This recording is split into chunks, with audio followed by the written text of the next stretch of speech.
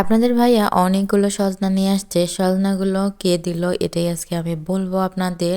আর ২ জন মিলে সজনাগুলো সুন্দর মতো কেটে রেখে দিলাম। হ্যালো এভরিওয়ান, আসসালামু আলাইকুম। ওয়েলকাম জানাচ্ছি আমার নতুন একটা ব্লগ ভিডিওতে। এখানে অনেকগুলো সজনা ছিল। ২ জন মিলে এগুলো হচ্ছে কাটলাম। অনেক সময় চলে গেছে। শনিবারের দিন হচ্ছে প্রাইমারি স্কুল খোলা ছিল। তো মেয়েকে স্কুলে হচ্ছে নিয়ে ক্লাস করাইয়ে তারপরে বাসায় ঢুকছি। ওদের ক্লাস থাকে হচ্ছে 11:30 থেকে মানে 1:30 পর্যন্ত। তখন হচ্ছে বাসায় এসে একটু রেস্ট নিয়ে সজনাগুলো বেছে রেখে দিয়েছিলাম। আপনাদের ভাইয়া তাড়াতাড়ি করে সজনাগুলো কাটতেছিল। বলল যে এগুলো শুকায় যাবে। ২ দিন অলরেডি হয়ে গেছে, বাইরে ছিল ফ্রিজের। আমি আবার ২ দিন হচ্ছে ফ্রিজে রাখছিলাম। তো সেগুলো সব মিলেই আর কি ফ্রিজের মানে অলরেডি ৪ দিন হয়ে গেছে গাছ থেকে পাড়া। তো ভাবলাম এগুলো একটু কেটে রেখে দিই। যেহেতু সেও হচ্ছে কাটতে চাচ্ছে, আমি একা একা কাটলে হয়তো বা অনেক সময় চলে যাবে। তো ভাবলাম যেহেতু কেটে দিতে চাচ্ছে আমিও একটু কেটে রেখে দিই, কারণ ২ জন মিলে কাজ করলে অনেক তাড়াতাড়ি হয় কাজটা। আমি কিন্তু হচ্ছে ওগুলো আবার একটু হালকা ভাপ দিয়ে রেখে দিয়েছিলাম যেন ডিপে রাখলে অনেক দিন খাওয়া যায়। অনেক দিন পর্যন্ত খাইলে আর কি মানে ডিপে রাখলে একটু নষ্ট হবে না। তো সেজন্য আমি একটু ডিপে রেখে দিয়েছিলাম।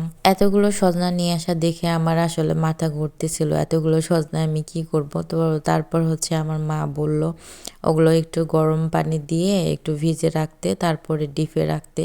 তো আমি ঠিক সেটাই করেছিলাম। ডিপে রাখলে হয় কি অনেক দিন পর্যন্ত খাওয়া যাবে। তো সেই বুদ্ধিটাই আমি করেছি। আর এখানে হচ্ছে সকালবেলা হঠাৎ করেই ঠিক হয়ে গেছে যে আমি বাবার বাসাতে যাব। তো সেজন্য আমি হচ্ছে মিষ্টি কুমড়া নিয়ে এসেছিলো আগের দিন রাতে। আমি যদি জানতাম যে আজকেই চলে যাব, সেজন্য তাহলে আমি হয়তো বা এতগুলো বাজার করতাম না। মিষ্টি কুমড়া আর হচ্ছে কচুরলতি নিয়ে আসতে বলছিলাম, সে কচুরলতি নিয়ে এসেছিলো। আমি মিষ্টি কুমড়াটা ভাজি করছিলাম। মিষ্টি কুমড়া ভাজি কিন্তু বেশ ভালো লাগে আমার। আজকে কেন জানি মিষ্টি কুমড়াটা ভাজি খুব একটা ভালো হয় নাই। একটু তেলের পরিমাণটা বেশি দিলে ভালো লাগে। আর এই কড়াইটাতে না লেগে যাচ্ছিল, কেমন জানি ভালো হচ্ছিল না। পরে খুব একটা বেশিক্ষণ সময় নিয়ে আমি ভাজি করি নাই, তারপরেও খারাপ হয়নি, মোটামুটি ভালো হয়েছে আর কি। আজকের মিষ্টি কুমড়াটা একদম মানে ছোট ছোট করে নেয়াতে, পাতলা পাতলা করে নেয়াতে ভেঙে গেছে।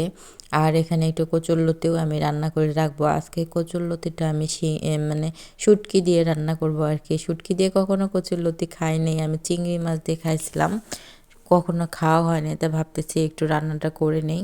আজকে রান্না করতে করতে এই কচুরলতিগুলো বাছতে অনেক সময় চলে গেছে আমার।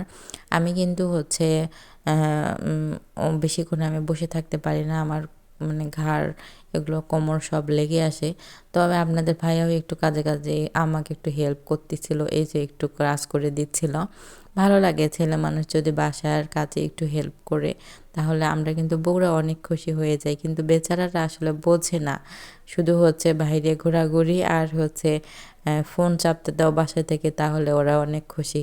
কার হাজব্যান্ড কেমন জানি না, তবে আমার হাজব্যান্ড এটাতে অনেক খুশি হয়। তাকে যদি কোনো কাজের কথা না বলি, সে হচ্ছে রুমে শুয়ে শুয়ে শুধু ফোন চাপবে। বিছানাটা যদি পরিষ্কার করে রাখি, ও ওখানে দিব্যি শুয়ে ফোন চাপবে সারাদিন। কোনো কিছুই ওর হচ্ছে খারাপ লাগবে না বা বলবে না যে আমার খারাপ লাগতেছে।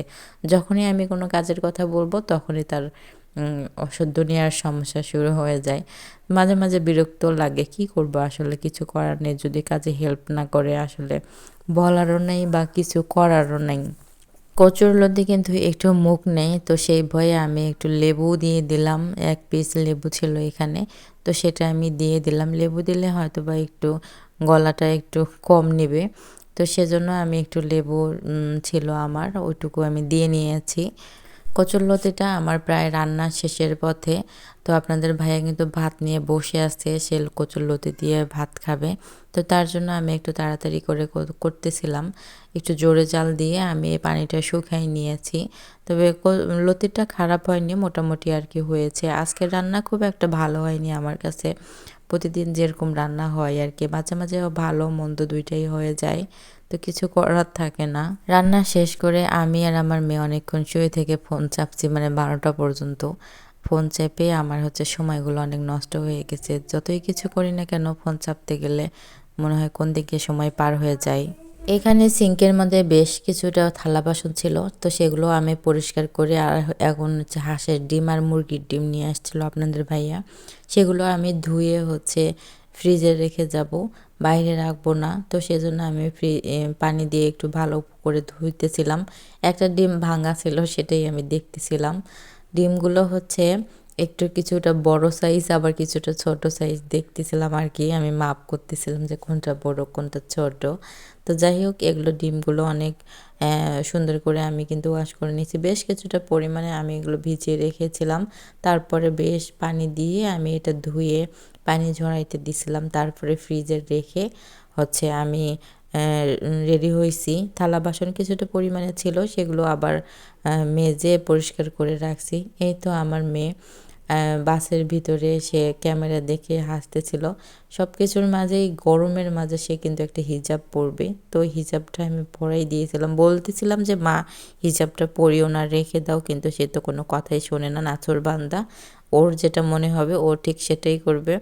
তো যাই হোক, কথা বলতে বলতে আমি কিন্তু আমার ভিডিওর শেষ প্রান্তে চলে এসেছি। আমার ভিডিওটা যারা যারা দেখছেন সুন্দর একটা কমেন্ট করে দিবেন। আল্লাহ হাফেজ।